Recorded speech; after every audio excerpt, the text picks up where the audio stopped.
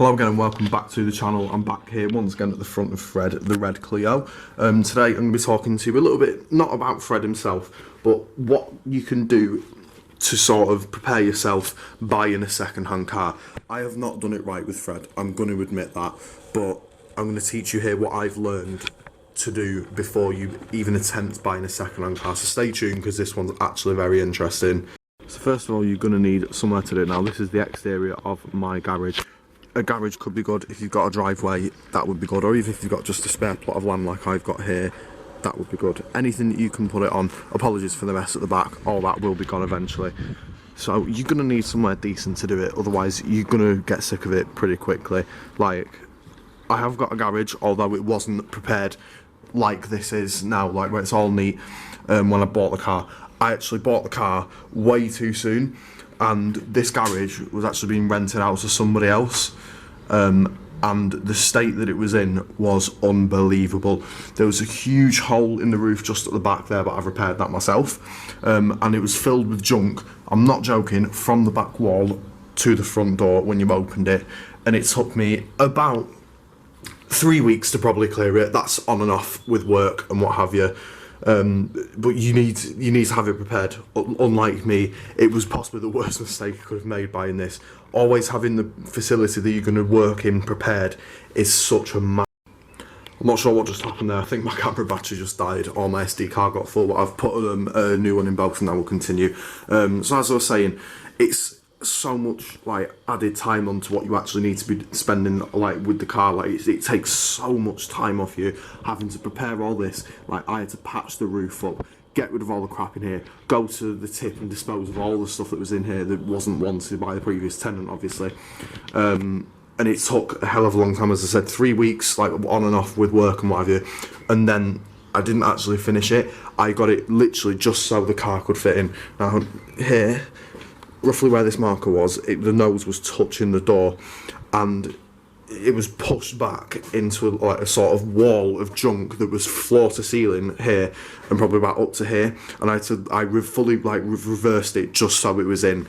And so I was working in really bad conditions, and I wouldn't recommend it because it's so unmotivating. It doesn't motivate you to carry on, and it makes you think, oh well, why have I done this? So it's paramount importance that you have somewhere to work whilst having a project car. The second thing is finding a car. Now, it would help if I unlocked mine. There we go. Now you need to find then a car to do it. Now, obviously I've got Fred. Nothing more to be said. You all know about it if you've watched him. I picked Fred sort of quickly. Now that isn't the way to do it. Do your research first, have some knowledge, and maybe have someone else look at it if you're not confident, because I sort of jumped into it all guns blazing thinking I knew everything, and I didn't, but that's for another video. But before all that as well, you were going to want some knowledge on what you're actually doing, depending on what you're doing, and don't pick jobs out that are too much for you to do as a rookie, like I have done here. Like all the suspension parts on this thing, it's such a big job to say I've got no experience or hardly any correct tools to do it with.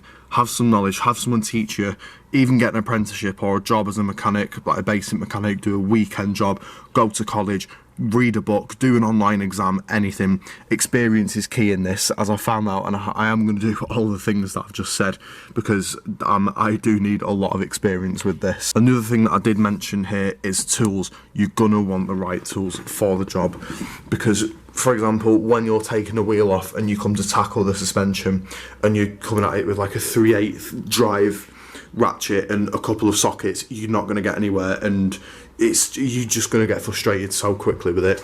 You need to do it properly. You're going to have to invest in the tools that you want and keep at it.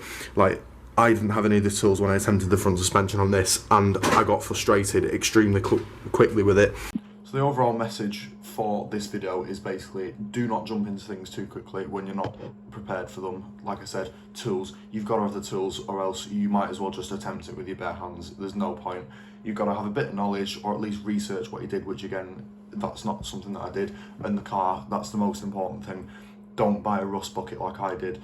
All the suspension bushings wanted coming out, they were all literally, they might as well have been welded together. There was that much rust on them, and I just hadn't looked at it. I didn't even bother to check the car. All I did was on the test drive, yeah, sounds good, revs all right, didn't even listen for any knocks and bangs.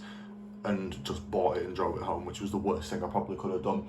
So yeah, just bear the three things in mind. Now what I'm going to do here is display the MOT certificate. I will have already probably put it on anyway, and then you'll be able to see sort of where I went wrong when it came to MOT time, because again, I thought nothing was wrong with the car, and then I got this sheet of paper back and then I realised, oh crap, I've made a mistake. So yeah, you can see the sort of situation that I was in with no tools, no knowledge, nothing to have to repair these parts. When I got this paper back, I was so demotivated, and there was just stuff going on in my life anyway, and I did not have the time for the car, which was unfortunate because I could have actually made a decent little turnaround on it, but it is what it is. Things like this do happen. So yeah, bear these things in mind when you're buying a project car, and don't jump into it too soon, because it may not end well. I mean, if you pull it off, then fair enough. But yeah, I hope this video filmed by me nearly a year in the past made sense. This is me dubbing over it now because I've lost the last clip or something. I don't know where the hell it's gone, but it has gone. But yeah, hopefully that sort of clears things up on what to do. There'll be one more video on the Clio, and then it'll be back to future projects. I just wanted to get this old project out there to sort of show you my mistake. But yeah, stick around for that. Stick around for more of the Honda and the Nissan, because there's more coming, and the Daily Driver as well. And hopefully I'll catch you again soon.